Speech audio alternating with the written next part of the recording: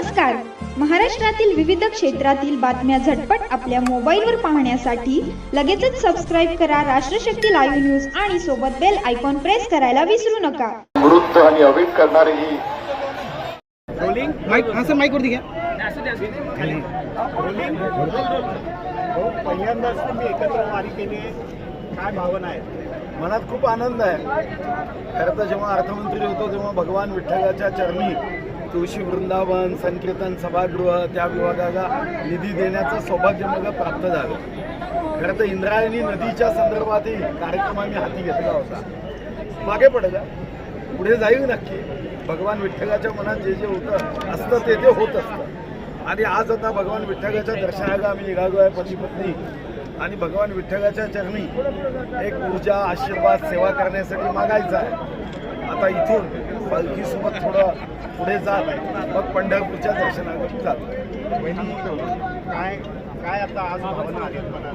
दिव्य सोहळा पांडुरंगा, जीव हा माऊली माऊली झाला, असाच काहीचा सुंदर भक्तिमय अनुभव इथे येत आहे. आज विठू माऊलीच्या कृपेने ह्या वारीमध्ये उपस्थित राहण्याचा योग आला. आणि खरोखरच ही वारी म्हणजे केवळ चालणे नाही आहे, तर हे सेवा, समता, भक्तिभावाने जाण्याचा हा आध्यात्मिक सोहळा आहे. आणि मी विठू माऊलीच्या चरणी हीच प्रार्थना करते की आज जशी भक्तांना ऊर्जा दिली आहे तशीच ही जीवनरूपी पंढरीची वारी पूर्ण करताना सर्व भक्तांना ऊर्जा दे आणि अखंड विठू माऊलीचा गजर त्यांच्या मुखात असावा आणि त्यांना सुखशांती मिळावी, हीच आज मी विठू माऊलीच्या चरणी प्रार्थना करते. अतिशय सुंदर भक्तिमय वातावरणात हा सोहळा पाहताना मनाला अतिशय आनंद होत आहे.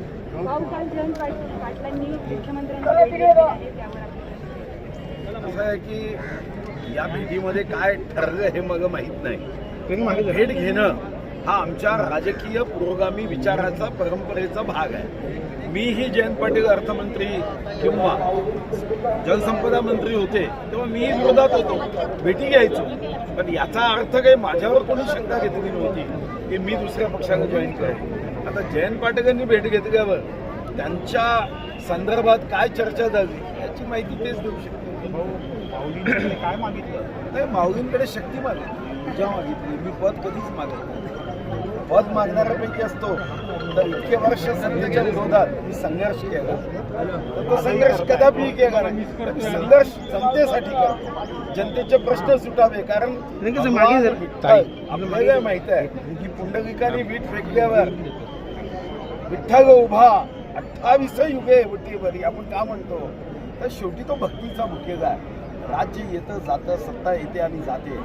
सर्वसामान्य माणसाचं जीवन हे आनंदी असावं हे भगवान विठ्ठलाच्या पासून शिकायचं आहे. आम्ही भाषणामध्ये खूप वेळेला अभंग, ओव्या, असं काय काय वेगवेगळे छान छान दाखले, म्हणी असं सांगत असतात. कसं वाटतंय आता इथे येऊन? काय काय सुचतंय आणखी? एखादं भजन, काही ओळी?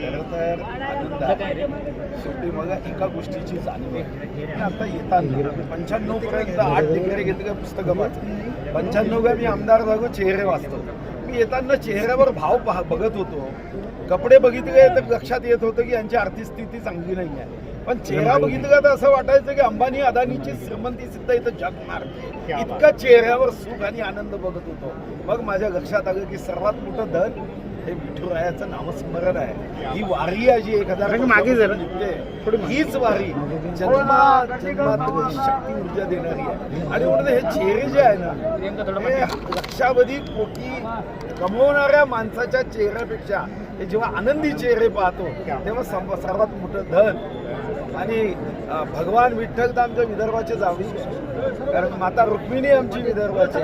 जेव्हा आपण जावयाच्या भूमीकडे निघतो तेव्हा आनंद होणं हे स्वाभाविक आहे. सुंदर तुम्ही सगळ्या ओळींमधून आम्हाला आणखी काही पुढे राहण्याचे प्रश्न होते. काल आपण पाहिले की आहे, पण त्याचबरोबर उद्धव ठाकरेंनी सुद्धा रामरक्षा आंदोलनाला सुरुवात केली आहे. अयोध्येच्या राम मंदिरामध्ये चोरी झाली, त्याच्या विरोधात हे आंदोलन आहे असं ते म्हणत आहेत. माझ्या व्यक्तिगत रीतीने लहानपणापासून अनेक कथातून हे लक्षात आलं. तुम्ही कितीही चुकीचं कार्य केलं पण प्रभू रामाचं नाव घेतलं तर त्या सर्व चुकीच्या केलेल्या कृत्यातून तुम्ही भवसागर पार करू शकता. जर उद्धव साहेबाबद्दल माझ्या मनात सन्मान नेहमी होता, आजही आहे, उद्या आहे. त्यांनी जी चूक 24 ऑक्टोबर 2019 केली आणि 24 ऑक्टोबर 2019ला महाराष्ट्राच्या जनतेने 2,30,58,525 मतं देऊन 161 विधानसभा आमच्या निवडून दिल्या, 105 आमच्या आणि 56 त्यांच्या. तेव्हा मनात जर त्यांनी अशी चूक करण्याचा भाव अनगा नसता तर कदाचित आज परिस्थिती ही थोडी दुसरी दिसली असती. पण ठीक आहे, चूक झाली, पण या चुकीचं प्रायश्चित्तच आहे प्रभू रामाचं नाव घेणं आणि रामरक्षा.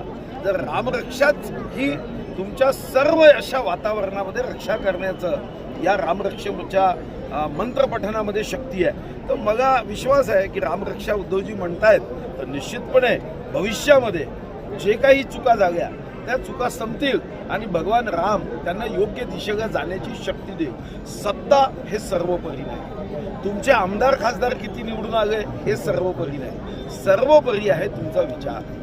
तुमचा विचार जर असेल, झाड मजबूत असेल ना, तर आंबे या सीझनमध्ये काय गेले म्हणून पुढच्या सीझनमध्ये आंबे येणार नाही असा कोणी भास करता कामा नये. झाड मजबूत पाहिजे. बरं भाऊ, काल